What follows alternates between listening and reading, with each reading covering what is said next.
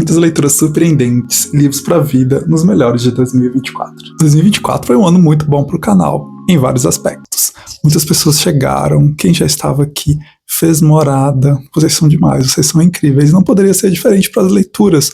Muitos livros incríveis passaram por aqui. E agora eu separei o top 10, né? Finalmente tiveram muitos calhamaços, até me surpreendi aqui, na hora que eu fui ver essa pilha, pelo menos 4 por aqui. E foram leituras que ficaram, né? E antes da gente começar, e já com minha bebida aqui, com meu chazinho em mãos, eu peço o like de vocês, que é muito importante para o YouTube entender e entregar esse vídeo para mais pessoas. Agradecer a você que está sempre aqui comigo. Inclusive, se você é nova ou novo por aqui, te convido a se inscrever. É um conteúdo recheado, tem vlogs, tem resenhas, eu acredito que você vai gostar muito. Se você não inscreveu ainda, aproveite e vamos começar. E para começar, na posição 10, temos Ítalo Calvino com Sim, o Viajante numa Noite de Inverno. Que livro maravilhoso, é um livro para quem ama livros. Ele fala todo o processo de escolher um livro, de leitura, é a genialidade do Ítalo Calvino, sua narrativa, o poder da sua narrativa transformada, transfigurada em um livro. Isso aqui é ouro, é incrível, não é de leitura fácil, na verdade até é. Entretanto, há alguns elementos ali a considerar que dificulta a leitura. Mas nada a se preocupar, é só dar tempo ao tempo. Primeiro aqui, o grande ponto alto desse livro é falar sobre ler para além da leitura, o livro para além do objeto.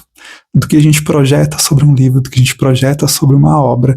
Aqui, o personagem leitor, ele vai em uma livraria, compra o livro, começa seu processo de leitura e o autor narra isso tudo pra gente. É muito interessante como ele traz isso, até que chega um determinado momento que esse leitor se vê em um livro que está interrompido abruptamente.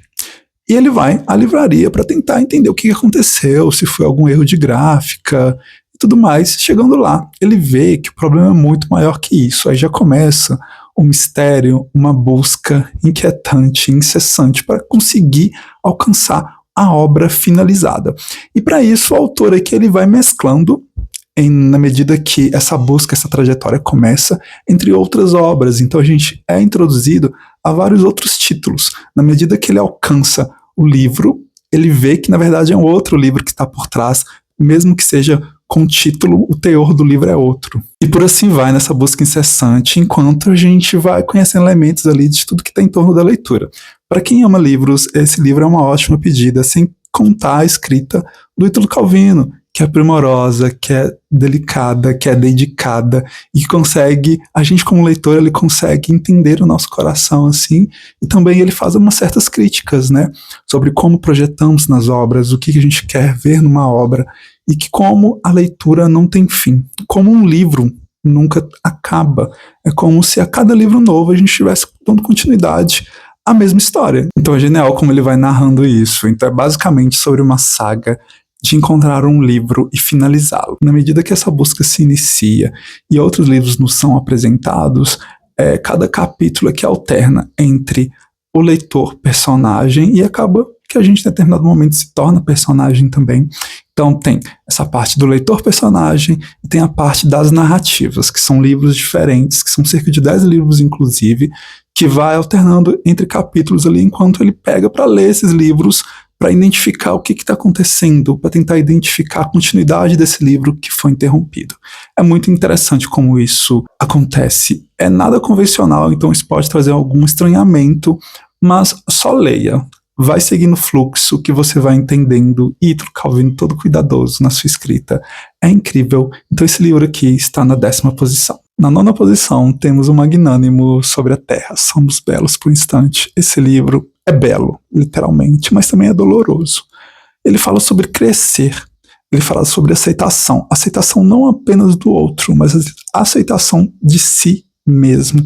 É um livro que o filho escreve para a mãe, é um livro de memórias também, é quase quanto autobiográfico. Adoro livros que são assim, autobiográficos, que vão estar mesclando ali também ficção e realidade. O autor coloca muito de si aqui. Ele como imigrante, né, vem de uma família imigrante, vietnamita, que vai para os Estados Unidos com a avó, a mãe. Ele vai trazer muito da infância dele aqui. E tudo que ele passou, de se encontrar também, de se enxergar no mundo, a questão da sua sexualidade e dessa sua relação com a mãe, que era uma relação conturbada, mas que ao passo também que ele a ama muito, que ele ainda a ama muito. E esse livro fala basicamente desse relato em forma de cartas que ele escreve para a mãe. Cartas essas que nunca talvez serão lidas e tem um motivo para isso. É um livro belo, cheio de mensagens. É um livro também que fala sobre amor, acima de tudo, fala sobre as marcas e de como que o passado ainda pode nos assombrar e de como que a gente pode superar também. Magnífica, essa escrita aqui é tão cuidadosa. Indico demais quem não teve a oportunidade de ler. É ouro. Cativante, reconfortante e refrescante. A 8ª posição tá cheia de adjetivos. E é o Fernão Caipelo Gaivota. Esse livro que faz uma analogia ao voo de uma gaivota. Uma gaivota que não era aceita ali pelo seu grupo por ser diferente. Então é uma busca de si própria, é acreditar em si, seguir em sua verdade. O autor, para escrever essa obra, que é magnífica, magnânima, em vários sentidos, assim, qualquer momento que você lê em sua vida, você vai se sentir abraçada, abraçado, vai se sentir inspirado.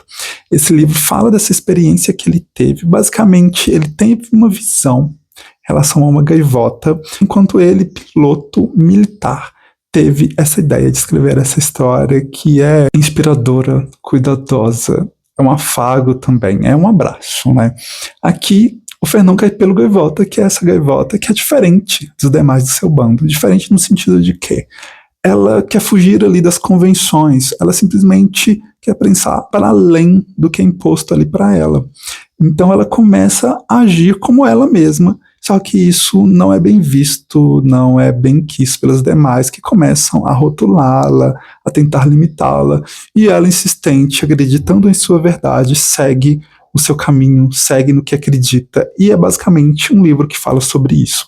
Tem várias passagens, vários momentos aqui memoráveis. Era um livro assim de cabeceira, desses que você vai ler e nunca mais vai esquecer, e vai sempre olhá-lo com afeto. Esse é o livro. Indico demais, assim, eu acho que já é um clássico esse livro.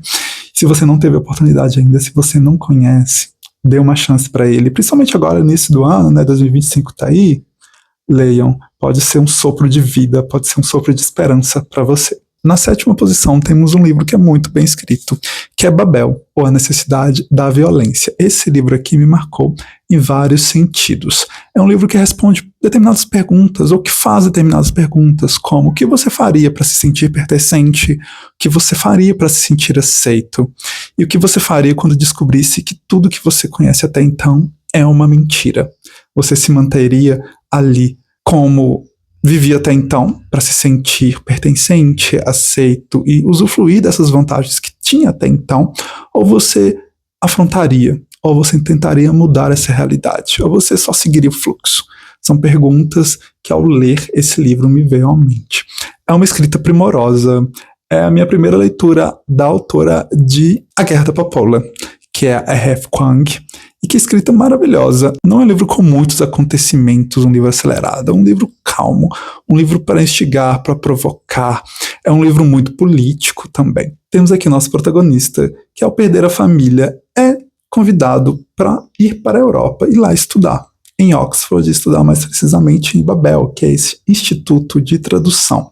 O instituto renomado e ao centro de todo o império, que é criado aqui. É uma fantasia que usa a palavra como poder. Literalmente a palavra aqui tem poder.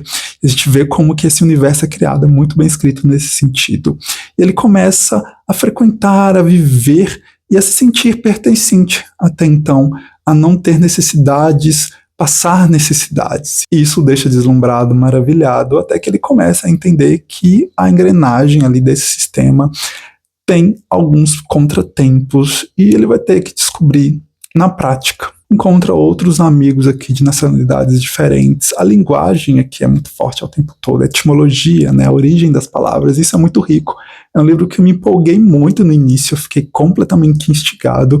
Na medida que a leitura vai ali se prolongando, ganha uma outra narrativa. Depois o livro vai se avançando nessa vida nova que ele começa a ter, e que ele começa a ter descobrimentos, aprendizados. É um livro muito político. Então não espere muitos acontecimentos frenéticos a todo momento. É um livro que é feito para instigar, para provocar e para trazer a gente para uma realidade também, para falar sobre esses países de primeiro mundo, como que eles conseguem se fazer valer e como usam violência e como estão o tempo todo marginalizando os outros países, discriminando. É muito interessante de acompanhar como que a autora escreve, como que a autora traz isso de uma forma bem fluida, com um entendimento muito tranquilo, e dá uma chacoalhada também, dá uma provocada ali, principalmente nos Estados Unidos da América, principalmente nesse mundo eurocentrado. É muito interessante. Ela, como chinesa também, né, vai falar desse teor colonizador, das atrocidades por trás disso. É maravilhoso. É um livro que eu gostei muito, mas na hora de ler tem que considerar que é uma narrativa mais lenta mesmo, então não espere grandes feitos, assim. O final teve ali um acontecimento bem interessante. O universo é muito bem construído aqui. É um livro que me fisgou no início, assim, de tal forma, e que foi desbravando, destrinchando e trazendo vários elementos para instigar a gente também, para provocar. É uma boa leitura. Na 6ª posição, temos um livro sensível, dolorido, que nos faz pensar nas palavras não ditas, no que poderia ter sido. Aquela ideia do e se. E temos A Palavra que Resta, do Stanley Gardell. Que livro impecável, aquele abraço ao mesmo tempo também, que nos causa um certo desconforto, uma certa dor. Memórias e resignações, feridas abertas e um passado que ainda assombra. Vai ser essa busca pela identidade em um mundo que invalida, que maltrata, que exclui. Em sua juventude, Raimundo Gaudêncio recebe uma carta. Essa carta que lhe foi entregue em um momento decisivo da sua vida por uma terceira pessoa. Quem escreveu essa carta pede para que ela seja endereçada para ele, entregue a ele. Só que ele não sabe ler. E ele vai viver por décadas com essa carta o assombrando, essa memória do que aconteceu, do que foi interrompido. E em determinado momento dessa vida, ainda não letrado, ele decide aprender a ler, ele vai se alfabetizar. Então, ao tempo todo, o autor vai costurando os reflexos disso na vida dele e do que poderia ter sido caso ele tivesse lido essa carta. E o teor dessa carta, o que guarda, tudo que está escrito ali, poderia ter mudado a vida dele. E o que aconteceu por trás de tudo isso? Tem um clímax aqui muito interessante também, um plot twist bem interessante ao ler. É um livro que marca a gente, é um livro que deixa a gente com o coração muito apertado ao terminar de ler, e nunca é fácil depois de lembrar desse livro. Mas é uma escrita primorosa, é uma escrita que vale muito a pena essa leitura. E é um dos melhores livros assim da minha vida, é um livro que eu nunca vou esquecer. Na 5ª posição, é um daqueles livros que responde àquela clássica pergunta: por que ler os clássicos? É um livro que você sente muito feliz por ter lido e você sente muito feliz por ser leitor. E é As Brasas, esse clássico aqui, tão pequenininho, tão forte, tão potente. Olha, eu marquei ele todo. Diga-se de passagem, um livro incrível, avassalador, arrebatador. E vai falar sobre amizade, a amizade no sentido universal. Aqui temos 2 amigos que criam, estreitam seus vínculos, 2 amigos ali de realidades bem diversas, um de uma família aristocrata, o outro de uma família em ascensão social, e eles vão estudar junto em uma escola militar. É um livro que se passa aqui no século XVIII, talvez, século XVIII, século XIX, por aí, e vai falar sobre essa amizade em um sentido mais amplo. Então essa amizade, ela é abalada por um acontecimento que a gente não sabe especificamente, detalhes. Esses amigos se separam, décadas se passam, e já no final da vida eles vão se confrontar. Então é um livro de memórias também, tem esse diálogo e tem os momentos desse momento de confronto, especificamente de revelações. É perfeito, assim, você nem vê tanto que você está lendo, você vai só seguindo a leitura, é muito incrível. Então é um fechar de pontas, de acordar velhos monstros e fechamento, basicamente, de ciclos também. É perfeito. E na 4ª posição também não poderia ser diferente na qualidade de escrita e desenvolvimento, que é O Estrangeiro, de Camus, meu primeiro contato com o autor. E que escrita, aqui ele vai falar sobre o mal do século, né, o mal do século XX ali, e muito voltado também numa narrativa sobre a existência masculina na sociedade. Temos um personagem aqui que é muito apático, muito avesso. O autor trabalha nas suas obras a ideia do absurdo, e com isso ele vai trazer esse reflexo nas atitudes do personagem aqui. Porque ele é acusado de um crime que não cometeu, ele é julgado por isso. A gente conhece antes disso a vida dele, como ele se vê no mundo, ele não se enxerga pertencente. Ele é um francês que vai morar na Argélia, então ele não se sente ali muito encaixado. Ele é muito apático, até mesmo com a mãe. Acontece algo aqui que fica muito claro isso. E as relações de trabalho, as relações amorosas também, que é trazido.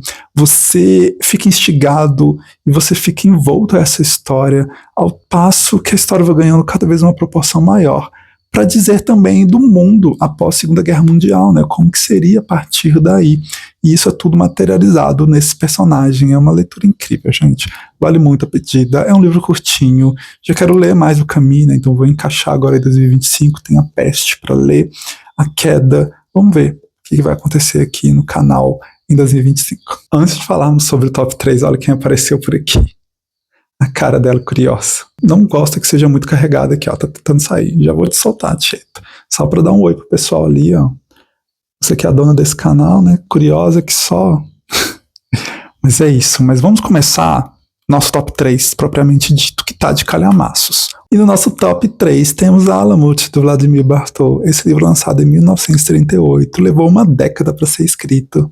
Tem muitos elementos históricos aqui, junto ali com ficção. O autor vai falar sobre um líder religioso, que naquela época um líder religioso no Irã, que hoje a gente conhece como Irã, automaticamente também é um líder político, é um militar. Então, esse líder religioso, que era conhecido como o Velho da Montanha, ele cria essa ordem, ele cria essa irmandade que treina ali assassinos de elite, mandados por ele ao seu bel, para que ele faça valer que ele acredita ideologicamente, politicamente, militarmente, e que não vai questionar suas ordens, que vai apenas obedecer. E para que ele conseguir fazer essa irmandade, acreditar nele, ele usa ali de tudo que está em volta dele. Aquela ideia de manipulação de massas, de governos totalitários, de fascismo.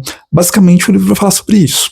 Aqui nós conhecemos esses personagens que estão ali sendo enganados, acreditados, que estão sendo tocados pelo poder divino e que eles vão alcançar grandes feitos na medida que seguirem as ordens sem questionar. E para isso, ele consegue Alamut, que é essa fortaleza intransponível, essa fortaleza que existe até hoje, e ele usa ali todos os seus artifícios e artimanhas para fazer valer sua ideologia, fazer valer com que essas pessoas acreditem nele. É uma escrita primorosa também, é muito bem escrito. Eu não vi minha leitura enquanto eu fazia, foi uma leitura que eu fiz ali em janeiro e já ficou assim por muitos meses, uma das melhores leituras do ano, e a ponto de chegar no top 3 aqui, ficar no top 3 até então. Vale muito a pena, é muito bem escrito esse livro, vocês não têm ideia. Não posso esquecer também de dizer que esse livro deu origem ao jogo Assassin's Creed, aquela franquia popular, muito bem conhecida, né? Gente, esse livro aqui merece demais a leitura, merece essa investida. Tem violências também, tem muito ali da religião, tem muito do que eles acreditam, né, em decorrência disso. Então tem determinadas ações aqui questionáveis, não só pelo que o Ocidente aqui te considera como moral e tudo mais, mas também pela época, né? Tirado isso à parte, assim, considerando isso também na leitura para não se surpreender muito com gatilhos, sabe?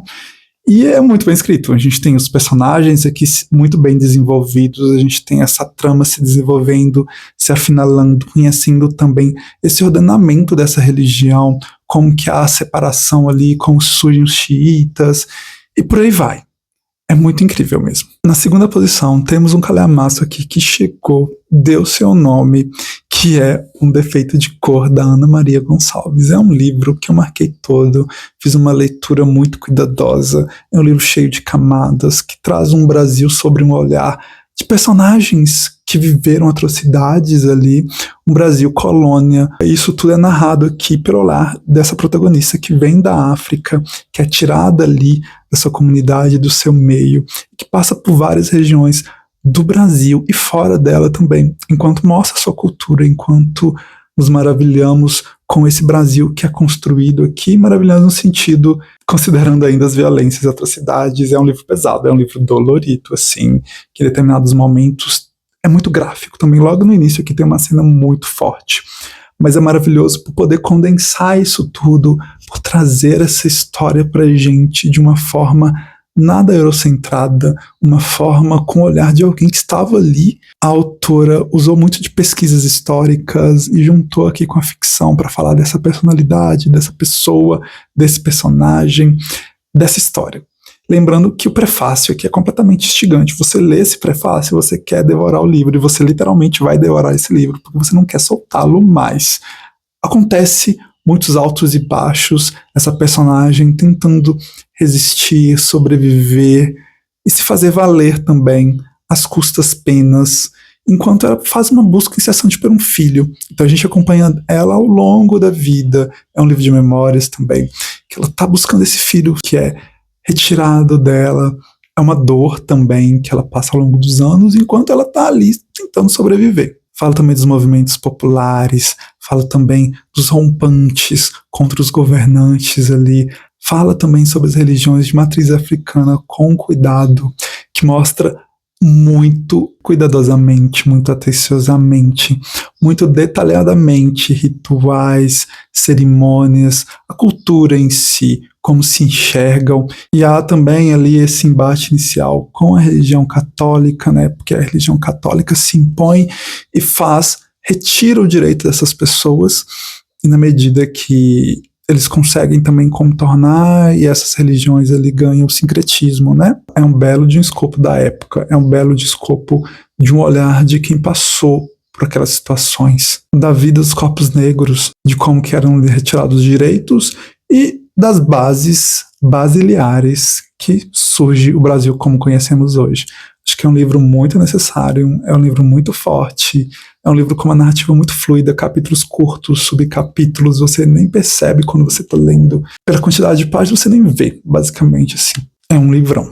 E falando em sagas e trajetórias, temos o último aqui, o top 1, um maravilhoso Grande Sertão Veredas. Se tornou um dos melhores livros da minha vida, gente, não tem nem como. Não tem nem como, isso aqui é preciosidade, isso aqui é arte. João Guimarães Rosa foi sagaz mais uma vez. Eu tinha lido Sagarana dele, alguns anos atrás até, bastante tempo. Então eu acho que eu fui já introduzido nesse universo a partir do momento que eu li Sagarana. Então foi como se eu tivesse estendido e me aprofundado mais nas histórias de Sagarana, que são vários contos que mostram a vida ali no interior da Bahia, de Goiás, de Minas, para falar da vida dos jagunços. Aqui precisamente a gente tem um jagunço contando a história dele.